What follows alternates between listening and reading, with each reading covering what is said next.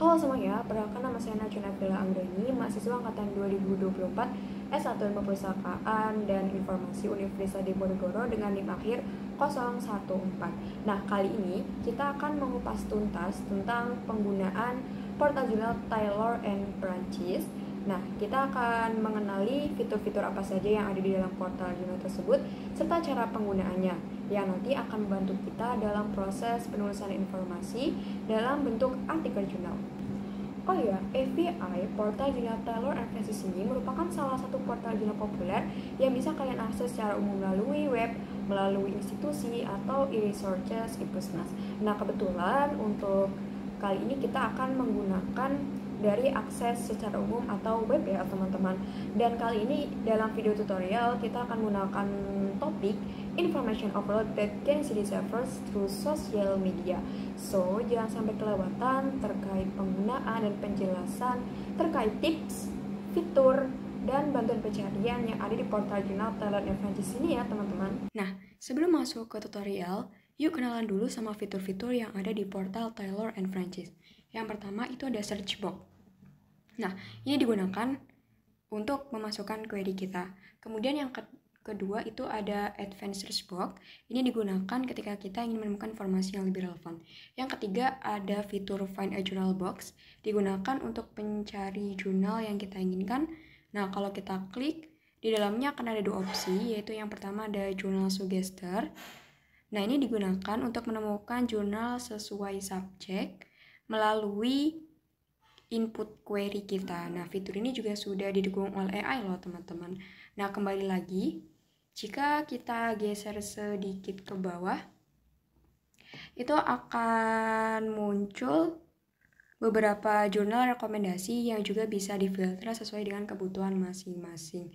Nah, ini juga dilengkapi dengan subjek, dan untuk filternya, user bisa pilih sesuai kebutuhan masing-masing. Nah, kemudian kembali ke halaman pertama, yang keempat ada fitur Explores by Subject. Nah, fitur ini digunakan untuk mengeksplorasi informasi dalam lingkup subjek atau keilmuan sejenis. Kemudian, Taylor and Francis juga memiliki fitur subscription atau langganan. Di bagian atas, kalian bisa menemukan fitur bersimbol card yang seperti ini kalau berminat untuk melanggan. Nah, kemudian yang keenam ada fitur download sitasi atau download PDF. Nah, ini digunakan kalau kalian ingin menggunakan sitasi dari sebuah jurnal, bisa juga download PDF-nya ketika kalian menemukan sumber literatur yang sesuai. Kemudian yang ketujuh, ada fitur Save this search. Fitur ini memudahkan teman-teman saat memasukkan query. Jadi, bila di kemudian hari membutuhkan informasi yang sama, informasi tersebut dapat langsung diakses tanpa harus menginput filter lagi. Kemudian yang kedelapan, ada export search results, atau kalau kalian ingin menyimpan inputan query dalam jumlah banyak, fitur ini membantu kalian mengekspor banyak query dalam bentuk file Excel ke device kalian masing-masing. Nah, pernahkah kalian merasa kewalahan dengan banyak informasi yang tersebar di media sosial? Nah, peristiwa atau kasus tersebut itu dinamakan information overload. Pada kesempatan kali ini, kita akan mencari informasi yang membahas bagaimana Gen Z mengalami information overload akibat penggunaan sosial media atau information overload that can be surfaced through social media. Nah, dari topik tersebut, kita akan mengetahui query atau kata kunci yang akan digunakan untuk penelusuran informasi. Nah, jadi kata kunci atau query yang didapatkan dari information overload that can be surfaced through social media itu ada 3. Itu yang pertama ada information overload, yang kedua ada Gen Z, dan yang ketiga itu ada sosial media.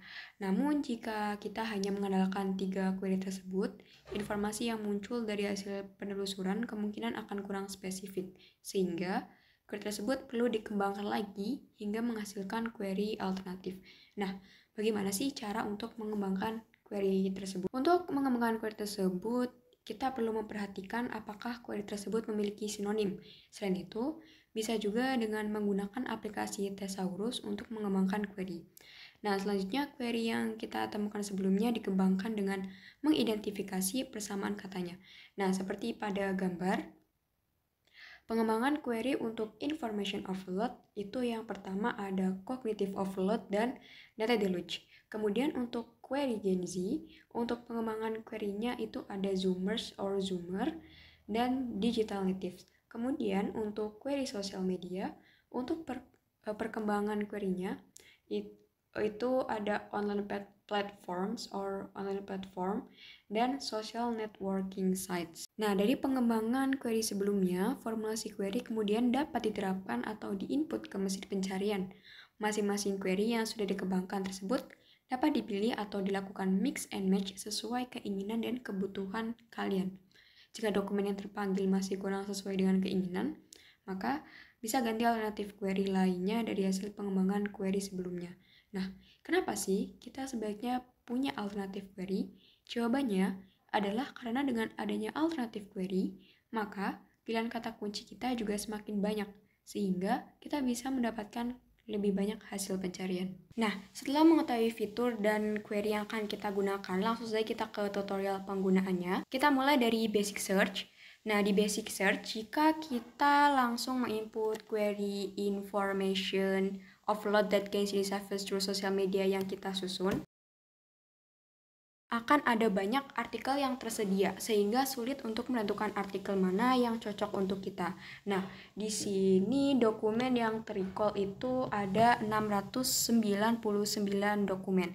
Ini terdiri dari beberapa field seperti dari judulnya, kemudian dari penulis, nama jurnal, dan abstrak, dan kita tidak bisa custom field mana yang kita inginkan. Nah, sedangkan jika kita menggunakan advanced search, kita bisa memilih field mana yang kita ingin isi. Misalnya kita ingin di bagian judul itu mengandung query information and overloads. Kita masukkan, lalu kita ingin yang abstraknya itu mengandung query sosial media. Ini kita pilih abstrak, kemudian kita masukkan query sosial media.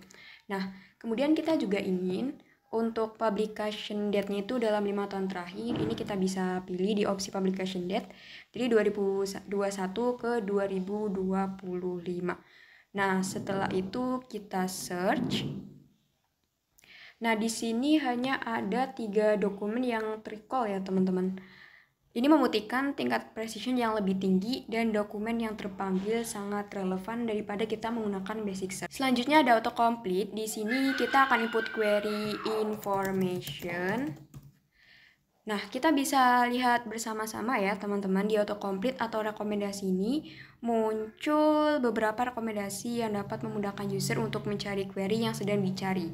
Kalau kita merasa klop dengan salah satu rekomendasi yang ada, bisa langsung diklik dan nanti akan langsung muncul dokumen yang terpanggil. Kita akan lanjut ke best first. Karena kita punya 3 query yaitu information overload, Gen Z, dan social media, kita akan memasukkan satu persatu dari query yang kita punya ini ya teman-teman.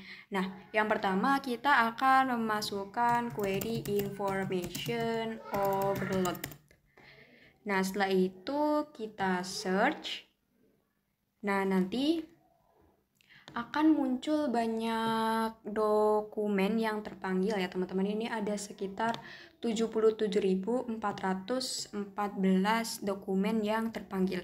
Nah, tapi karena ini best first, jadi dokumen yang paling atas ini merupakan hasil dari best first dari query yang kita inputkan. Nah, kemudian yang kedua kita akan input query Gen Z. Kita search.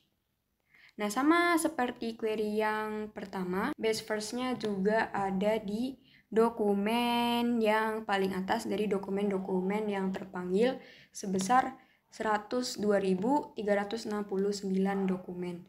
Nah, selanjutnya yang terakhir kita inputkan query sosial media.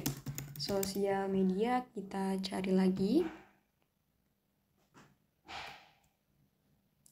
Nah, setelah itu juga banyak dokumen yang terpanggil. Ini ada sekitar 1.251.398 dokumen. Nah, sama seperti query pertama dan kedua, base first-nya ada di dokumen paling atas dari dokumen-dokumen yang terpanggil ya, teman-teman. Nah, setelah kita mencari 3 query tadi, jadi kita mengetahui kalau base first ini berfungsi untuk menilai relevansi antara artikel dan jurnal dengan query yang kita inputkan dari mengurutkan artikel atau jurnal sesuai dengan skor relevansi tertinggi dari query yang kita inputkan. Nah, selanjutnya ada federated search. Federated search merupakan fitur keren yang bisa membuat pencarian menjadi lebih mudah. Dengan fitur ini, kalian bisa cari jurnal, buku, dan database eksternal dalam satu kali pencarian tanpa harus buka banyak sumber satu persatu. Jadi, semua hasil yang relevan langsung muncul dalam satu daftar. Nah, untuk cara menggunakan federated search juga mudah, yaitu yang pertama, masukkan query di kolom pencarian di halaman utama. Misalnya kita akan menggunakan query dari information offload, kemudian kita search. Nah, setelah hasil muncul, kalian juga bisa menggunakan filter yang ada di sisi kiri untuk mempersempit hasil. Kalian bisa menyaring artikel sesuai subjek atau sesuai judul publikasi, tanggal publikasi, dan aksesibilitas konten. Nah, ketiga, kalau sudah menemukan artikel yang pas, kalian bisa langsung klik judulnya untuk membaca atau mengunduh dalam format PDF. Nah, dengan cara ini, pencarian jadi lebih cepat dan praktis tanpa perlu bolak-balik ke banyak sumber. Namun, perlu diketahui juga bahwa Taylor & Francis Online ini mendukung pencarian federasi menggunakan protokol SRU atau Search or Retrieve via URL. Nah, selanjutnya ada Facet Navigation. Untuk Facet Navigation di Taylor & Francis Online adalah sistem navigasi berbasis kategori yang memungkinkan pengguna menelusuri dan menyaring konten akademik tanpa harus melakukan pencarian kata kunci terlebih dahulu. Untuk cara penggunaannya yaitu pengguna bisa menjelajahi konten dengan memilih salah satu kategori atau filter tertentu dari awal. Hampir sama dengan Facet Search, berawal dari pencarian kata kunci lalu difilter dengan Fast. Bedanya, kalau Facet Navigation berawal dari menelusuri salah satu kategori lalu mempersempit pilihan dengan Fast. Nah, misalnya kita akan pilih salah satu itu Information Science. Dan nanti di dalamnya kita juga akan diberi filter ya subjek sesuai yang berkaitan dengan information science. Nah, kemudian kita lanjut ke pagination. Untuk hasil dari pencarian akan menampilkan beberapa artikel yang jumlahnya puluhan, ratusan, ribuan, atau bahkan lebih. Nah, dari banyaknya hasil pencarian tersebut, tidak semua artikel langsung ditampilkan, melainkan dibagi menjadi beberapa halaman. Hal ini akan mempermudah pengguna untuk menemukan artikel yang diinginkan dengan tampilan yang lebih simpel. Nah, untuk pagination, hasil dari pencarian akan menampilkan beberapa artikel yang jumlahnya puluhan, ratusan, ribuan, atau bahkan lebih. Dari banyaknya hasil pencarian tersebut, tidak semua artikel langsung ditampilkan, melainkan dibagi menjadi beberapa halaman seperti ini.